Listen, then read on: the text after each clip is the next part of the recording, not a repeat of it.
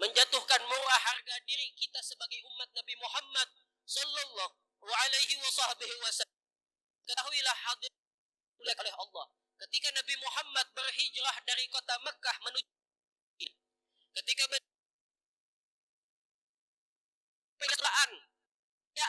bangkitnya Islam, maka Nabi Muhammad sallallahu alaihi wasallam membangun akan dua hal yang sangat penting di dalam Islam. Bahkan agama itu, dua hal ini adalah merupakan Islam, adalah merupakan ciri khas, syiar, tanda yang paling menonjol yang harusnya terlihat di antara umatnya Nabi Muhammad sallallahu alaihi wasallam. Apa ya dua hal tersebut? Yang pertama, Rasulullah sallallahu alaihi wasallam sampai dan tiba di kota Madinah. Belum sampai kepada titik tempat beliau tinggal, tempat Masjid Nabawi yang kita saksikan saat ini. Begitu beliau sampai di gerbang kota Madinah, beliau pun langsung memulai di dalam pembangunan masjid. Itu kalau orang pernah umrah atau pernah haji, udah semua dapat.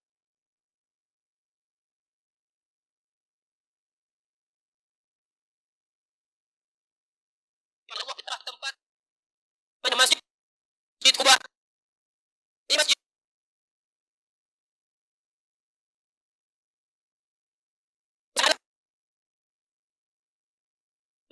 dan mulan yang berbeda dari yang lain, sehingga oleh Nabi Muhammad dari rumahnya keadaan bersuci, kemudian dia sunat 2 rakaat di Masjid Kuba. Bukan cuma foto-foto, bukan cuma mengabadikan momen, tapi masuk ke dalam niat salat sunat 2 rakaat, maka kata sallallahu alaihi wasallam sama seperti melaksanakan ibadah yang makbul dan mabrur. Maka yang pertama kali dibangun oleh Nabi Muhammad adalah itu. Kenapa? Nabi di tempat tinggal dahulu. Nabi tidak membereskan bebekalan yang beliau bawa lebih dahulu, mencari penginapan dan lain sebagainya, tapi malah membangun masjid lebih dahulu. Sampai menunjukkan bahwasanya masjid adalah satu sentral yang dalam agama Islam adalah perhatian, keberkahan Allah Ta'ala pada suatu tempat, sehingga di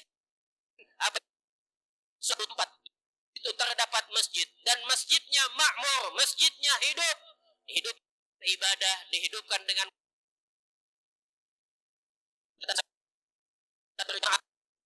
sesungguhnya masjid yang makmur itu akan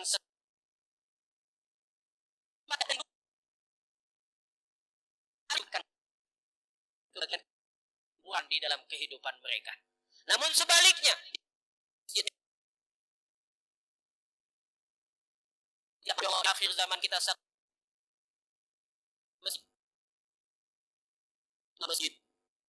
masjid tidak sedang masih punya yang ada spring bed.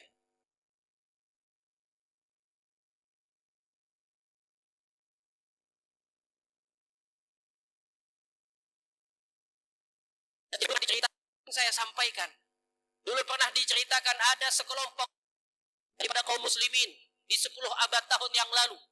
Mereka tinggal di tempat atau di desa atau kota yang di situ mayoritasnya adalah non muslim, mayoritasnya adalah musuh Islam. Mereka tinggal di tempat itu, sehingga karena mereka kaum muslimin ketika itu adalah minoritas sedikit, maka minoritas orang-orang non muslim ketika itu sangat sering menindas, menyiksa, bahkan memaki kaum muslimin yang tinggal di tempat mereka.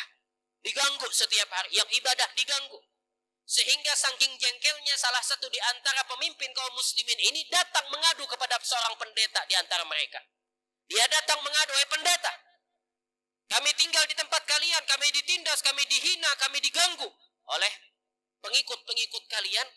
Apakah kalian tidak takut bahwasanya Islam kami yang sebagai muslim ini suatu saat nanti akan bangkit kembali, akan menindas kalian, akan mengusir kalian dari permukaan bumi ini? Islam akan jadi.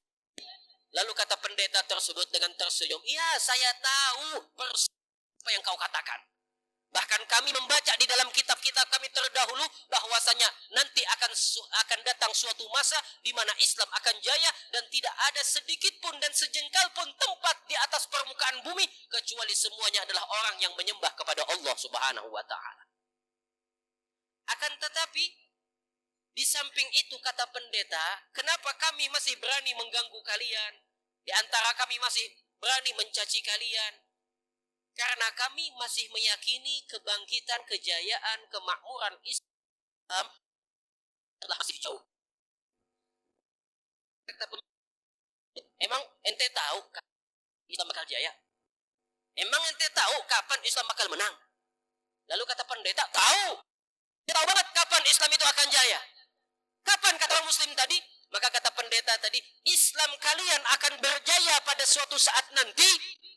Kemana cirinya adalah masjid, ibadah, musolla mereka kaum muslimin, salat subuhnya salat subuhnya sebagaimana jamaah salat adnya mereka.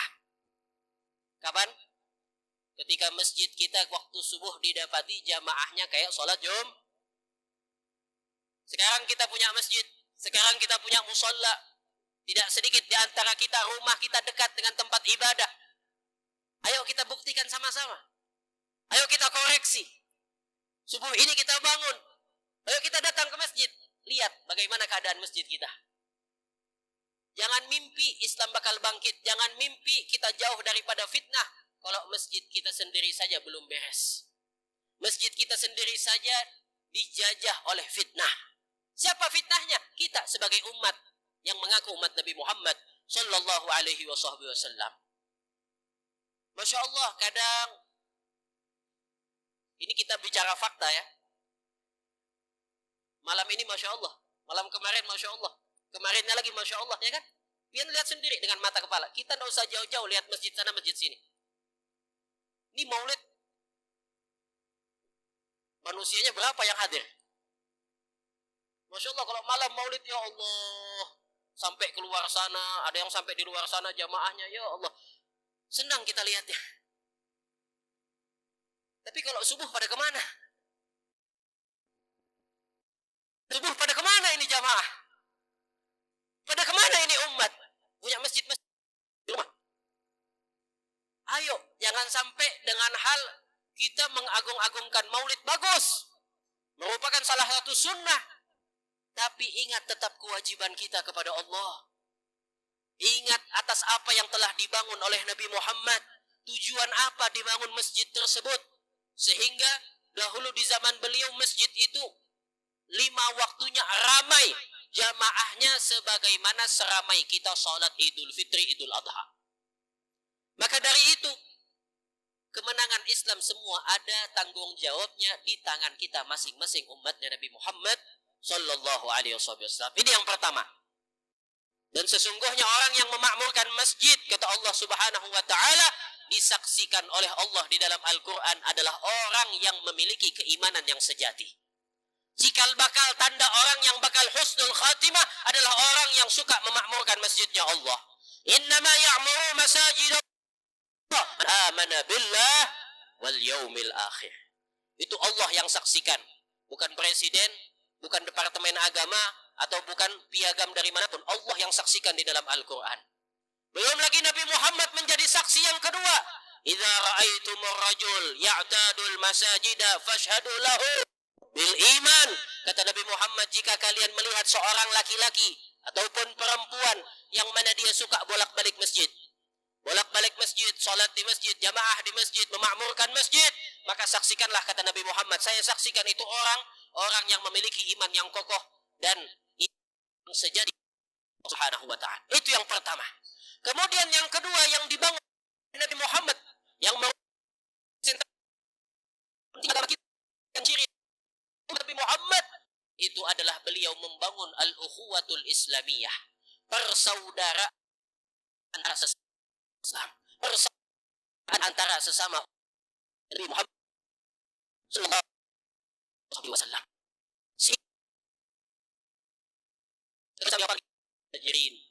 Beliau panggil kaum Ansar yang berasal dari kota Madinah. Semuanya dikumpulkan dan ketika itu juga dengan susah payah, dengan keikhlasan beliau, beliau persatukan antara kaum Muhajir dan juga kaum Ansar. Disaudarakan, diselang satu antara yang lainnya. Bahkan persaudaraan mereka, keharmonisannya mengalahkan keharmonisan persaudaraan kita sesama saudara kandung.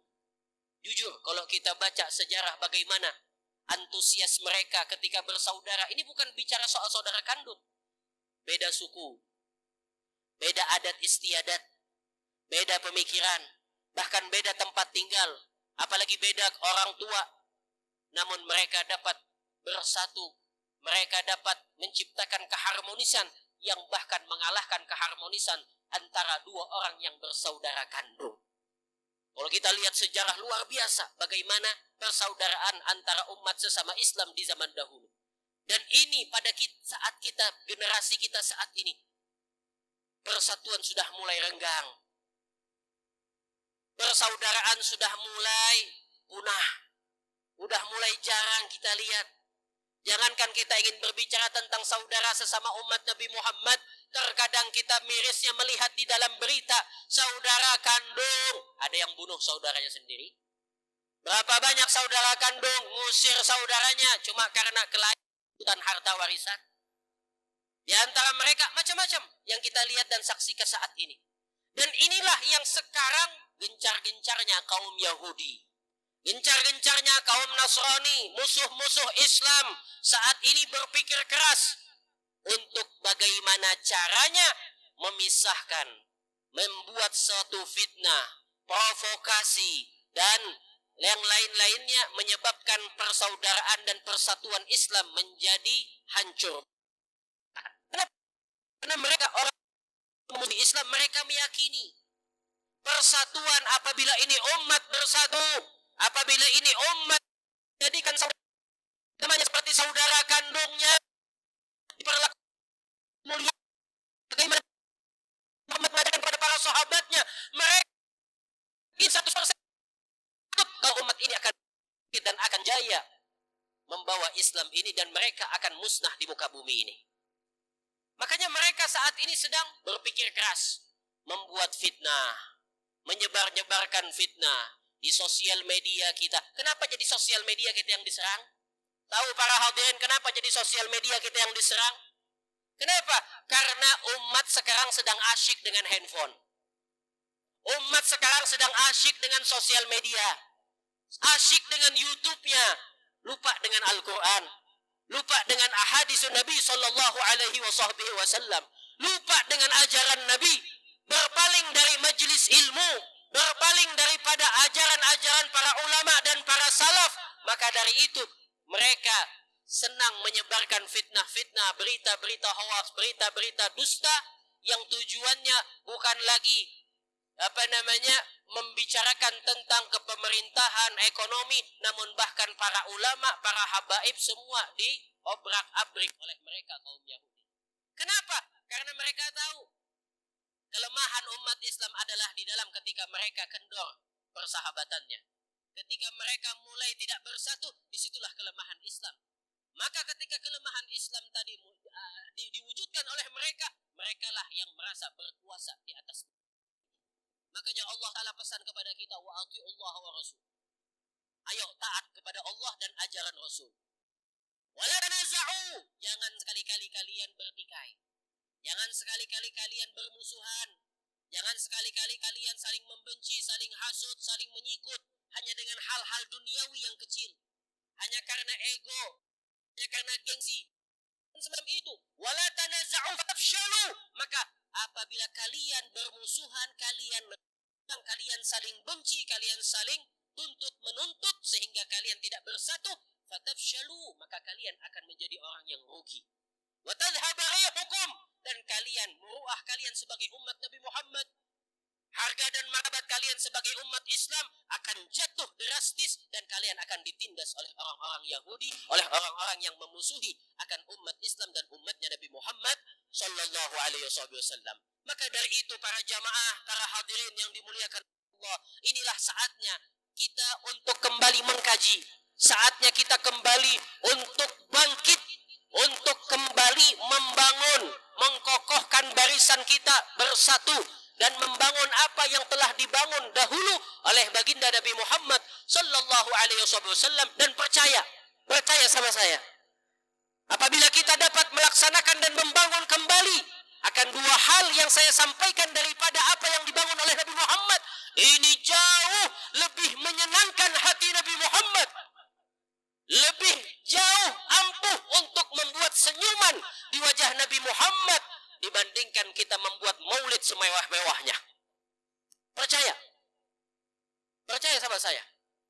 Dibanding kita hadir 1000 maulid, dibanding kita hadir 1 tahun full dengan maulid, dengan kita bersatu, dengan kita memakmurkan masjid, dengan kita saling memaafkan satu dengan yang lainnya, ini jauh lebih disenangi, lebih membanggakan hati Nabi Muhammad sallallahu alaihi wasallam. Maka dari itu tidaklah kita bubar dari tempat ini, kecuali setiap kali saya ingatkan, ayo kita bubar dari majelis maulid ini, jangan cuma masing-masing bawa nasi kotak, jangan cuma masing-masing bawa air mineralnya, bekalnya, tapi ayo masing-masing kantongi yang namanya mahabbah, bawa yang namanya sifat rahmah, kantongi yang namanya sifat pemaaf.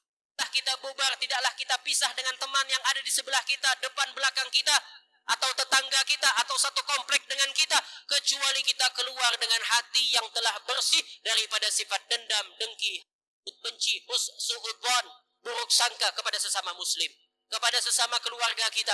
Ayo, jauhkan semua hal-hal yang membuat kehidupan kita menjadi rusak. Jauhkan semua hal-hal yang membuat kita lebih jauh dari Nabi Muhammad sallallahu alaihi wasallam. Tahu Nabi Muhammad kepada kita, mungkin cukup satu hadis ini untuk menegur hati kita, menegur yang selama ini punya gengsi terlalu tinggi, punya ego yang masih kuat, sehingga sampai saat ini, sampai malam 13 ini, masih di dalam hatinya menyimpan rasa dendam kepada keluarganya, masih dalam hatinya belum bisa memaafkan kepada orang yang buat salah kepadanya. Sampai kapan kita? Percuma 1000 kita hadiri, namun dengan hati yang semacam itu tidak akan membuahkan hasil para hadirin. Pesan kepada kita dalam suatu hadis, beliau katakan, qati'ur rahim mal'unun walau mata fi jawfil Ka'bah.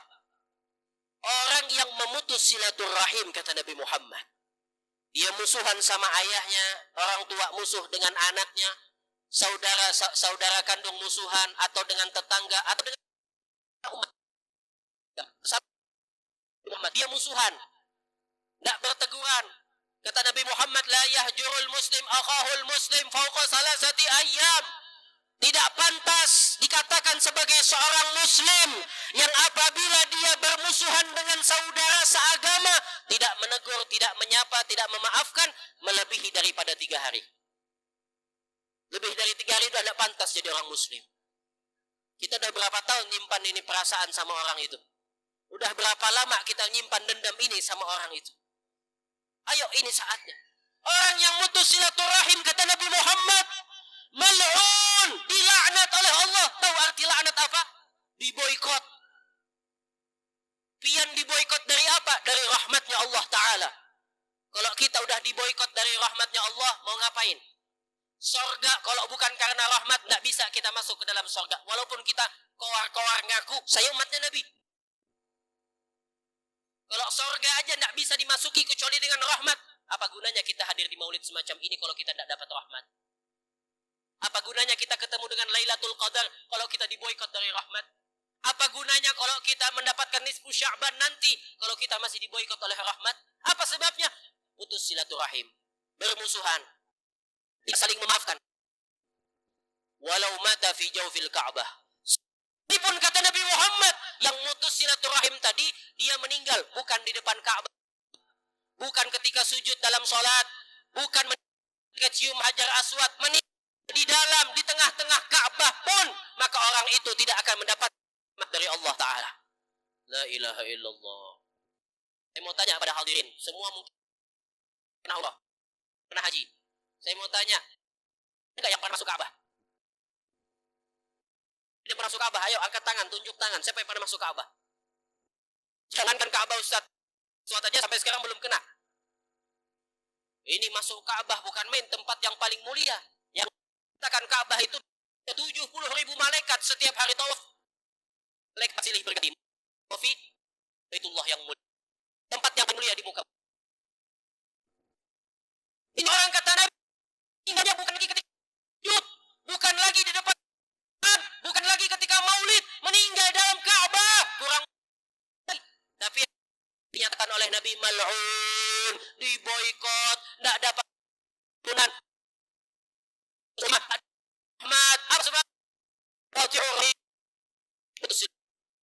Musuh-musuhan, dendam, tidak bisa memaafkan. Hadirin, mau sampai kapan?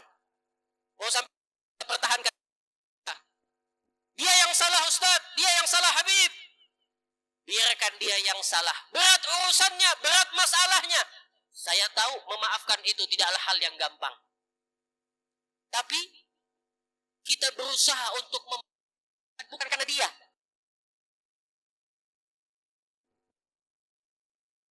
Bukan karena kita sanggup karena dia. Kita harus memaafkan karena mendapatkan doanya Nabi Muhammad. Kita sanggup maafkan dia karena kita ingin mencetak senyuman di wajah Nabi Muhammad kepada kita. Karena Nabi, saya maafkan dia. Itu aja. Minta, ya Allah, ini saya maafkan fulan pada malam hari ini, saya berjanji, saya tidak bermusuhan lagi. Bukan karena, ya Allah, saya tidak sanggup sebenarnya. Tapi karena ingin syafaat dari Nabi Muhammad.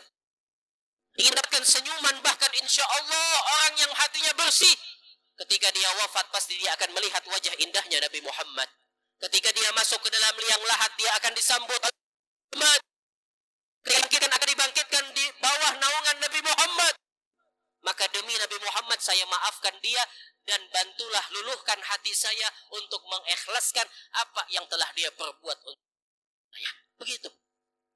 Jadi kita saat ini, mulai malam ini, ayo berusaha, berjuang, membuktikan kalau kita adalah benar-benar umatnya Nabi Muhammad Sallallahu Alaihi Wasallam dengan menjalankan apa yang kita sampaikan tadi, nasihat untuk kita semua, bahkan untuk Al-Fakir yang juga menyampaikan, membenahi diri kita masing untuk memposisikan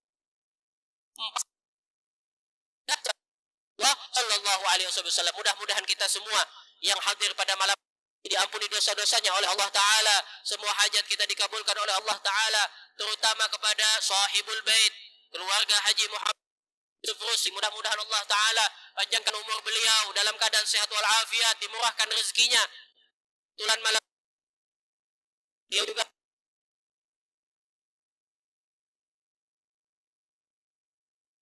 ulang tahun pernikahan ini bertepatan dalam acara maulidnya Nabi, insyaallah berkat diberkahi oleh Allah, pasangannya diberkahi oleh Allah, pasangan yang insya Allah bukan dunia dan akan berlanjut kemudian nanti kelak di akhirat menghadap bersama Rasul Sallallahu Alaihi Wasallam.